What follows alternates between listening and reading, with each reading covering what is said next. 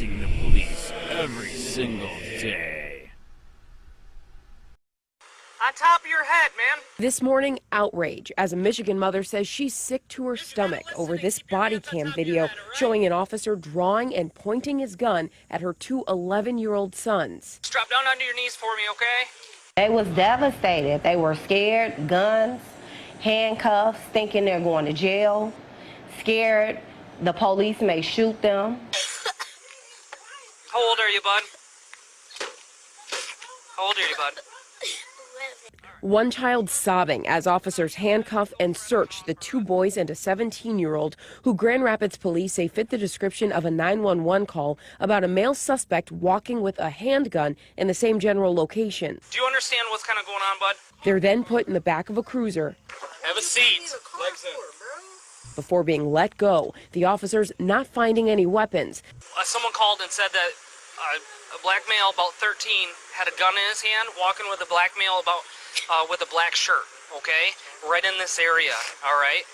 We didn't say it was you. The police chief is defending the actions taken by his officers, saying they acted appropriately. When someone calls 911 and says, I see young men with a handgun, we're going. We acted on what information we had. According to police, the caller later confirming the suspects were wearing jeans and were the same height. The description unlike Juanita Ligon's sons, who were in shorts. Very typical for officers to handcuff a potential suspect if they believe that they are carrying a weapon. From the video, my children did not seem to pose no type of threat.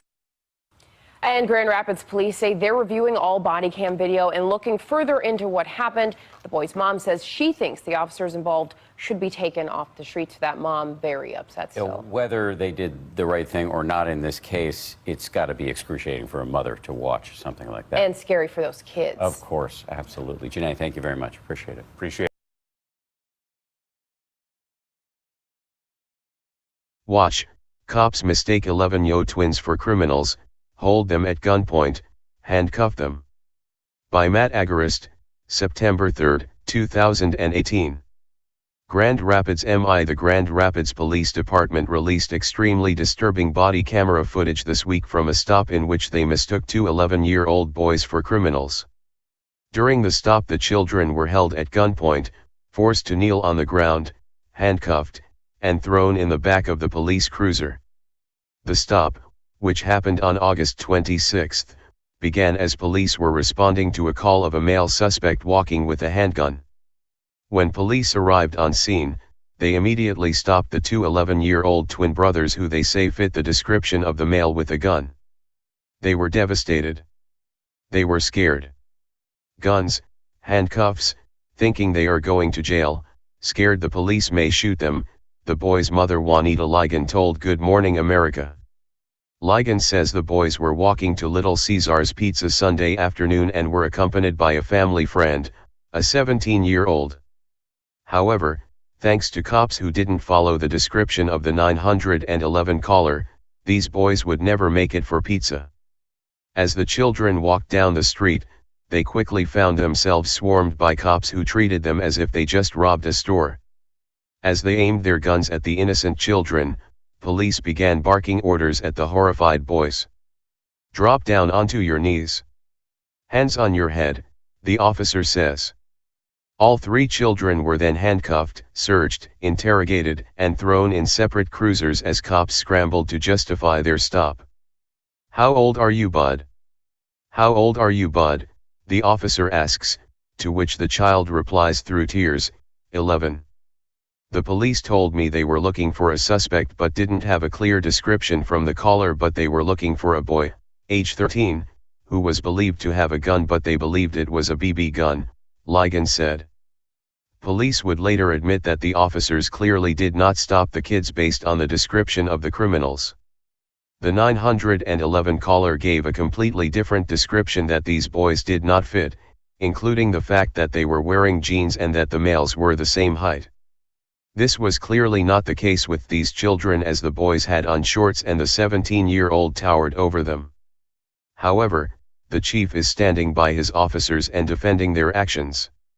When someone calls 911 and says, I see a young man with a handgun, we're going. We acted on what information we had, Police Chief David Rahinsky said. Sadly, the Grand Rapids Police Department has a history of holding small children at gunpoint and traumatizing them. As TFTP reported last year, an 11-year-old girl, Anastai Hodges, was accused of fitting the description by police, and she was handcuffed and dragged from her own home. In Hodges' case, police were looking for a 40-year-old white woman. The police department responded to the blunder by making a policy that would attempt to prevent such ridiculous cases of children being mistreated. But as the video below shows, they clearly missed the mark. How do we have a policy in honor of Anastai Hodges and you violate that policy and the new training by doing the same thing you did a few months ago with the same age kids? Ligon asked. They wrote a policy to shut the community up. They're supposed to take better precaution, not use excessive force unless they feel in danger.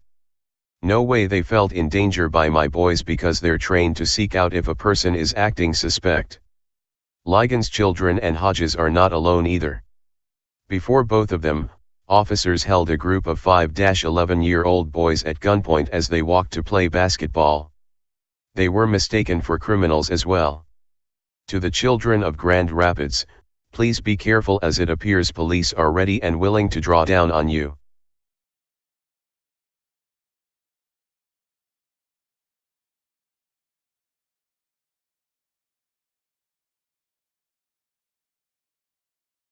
Police use who may want to retaliate against him physically. Hey Charlotte County, this is Charlotte County Cop Watch, and I just wanted you to know that I am using this stuff under fair use. And also remember to like and subscribe this channel. Also too, keep in mind I do not make any money on YouTube. This is 5 hours work a day, you know, fighting for freedom. And you can donate with PayPal and Patreon. I just want you to think about this. If everybody gives to PayPal and Patreon, Patreon is every month. Actually, PayPal you can do every month. I have 12,000 subscribers. If everybody gives, I can quit my regular job and go full-time investigations on Charlotte County and possibly even more and beyond. So just keep that in mind. If everybody helps out, I can go full-time doing this. Thanks.